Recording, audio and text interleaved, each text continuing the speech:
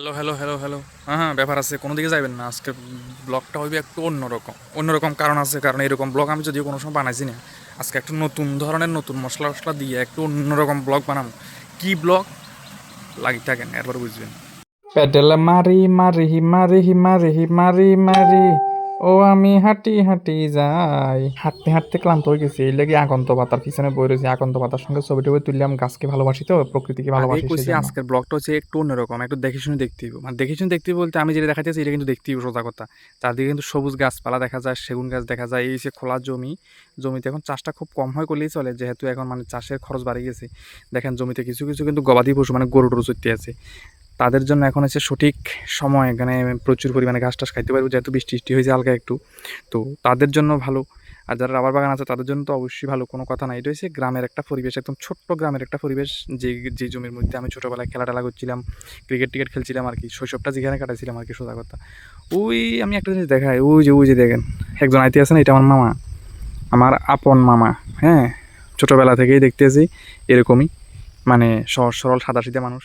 হঠাৎ আমার ক্যামেরার মধ্যে আইলো তো দেখাই দিলাম আর কি। যাই হোক, অসুবিধা নাই। তো এখন জামুগা, এখন জামু বলতে কোন দিকে যাবো এটা দেখামো আমি। এই যে এই রাস্তা ধরিয়ে আর সোজা দিক দিয়ে যাবো, এই দিক দিয়ে যাইয়া আমরা পুরান বাড়ির যাবো। পুরান বাড়ি যাওয়ার পিছনে একটা কারণ আছে, কারণটা ভিডিওটার মধ্যে কইতেছি। আগেই কইছি আজকে ভিডিওটা আমি অন্য কিছু দেখাবো, গ্রামের পরিবেশ দেখাবো, মানে অন্য বলতে গ্রামের পরিবেশ। এখন যেটা দেখা যাচ্ছে এটা হচ্ছে মিষ্টি জিনিস। দেখেন আপনারা, এই যে দেখেন কি সুন্দর সুন্দর কাঁঠাল গাছের মধ্যে ধরে রয়েছে। গাছ বলেন, ফুল বলেন, ফল বলেন, এগুলো কিন্তু নিজের জন্য কখনোই না, সব কিছু মানুষের জন্য। এই দেখেন যে গাছের মধ্যে যে কাঁঠালগুলি ধরে রয়েছে, এগুলি কি কোনো কাঁঠাল গাছে নিজে খাইবো না? এই কাঁঠালগুলি কিন্তু আমরা লাগিয়ে দিচ্ছি। অর্থাৎ আমরা যে মানুষ, আমরা যে সভ্যতার শ্রেষ্ঠ জীব, এই আমরা লাগিয়ে কিন্তু এই কাঁঠালগুলি বড় হয়েছে।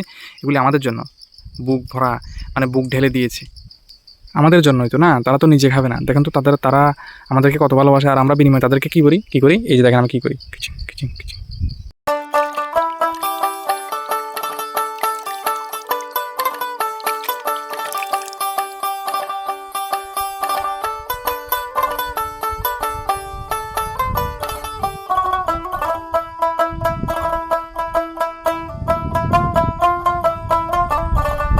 এসে গেছি সেই জায়গাতে, যে জায়গার কথা কইছিলাম। এটা হচ্ছে বিশেষ জায়গা আমার কাছে, আমার বাড়ির জায়গা, পুরনো বাড়ির জায়গা। এখানে যে রাবার গাছগুলি আছে, অনেকদিন পরে এই রাবার গাছগুলি দেখতে পাইছি। সত্যি এগুলি দেখলে কিন্তু আমার মনটা ভরে যায়।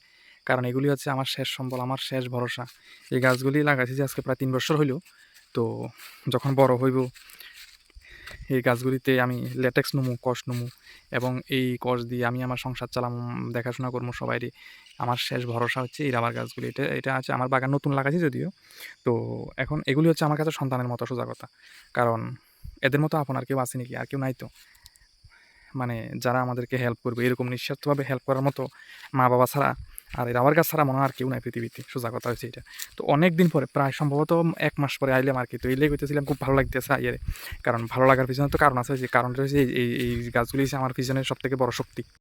আমরা এখন, আমি কি ঠিক কইছি না ভুল কইছি? মানে মা বাবার পরে এই রাবার গাছগুলি ছাড়া নিঃস্বার্থভাবে ভালোবাসে এমন কেউ আছে নাকি পৃথিবীতে?